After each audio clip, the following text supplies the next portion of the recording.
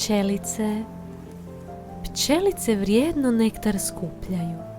Sa svojim malim košaricama po travkama lupkaju. Kada do željenog cvijeta stignu, krilima svojim miris cvijeća podignu. Marljivo i oprezno nektar uzimaju sa cvijeta. Takav rad njima nimalo ne smeta.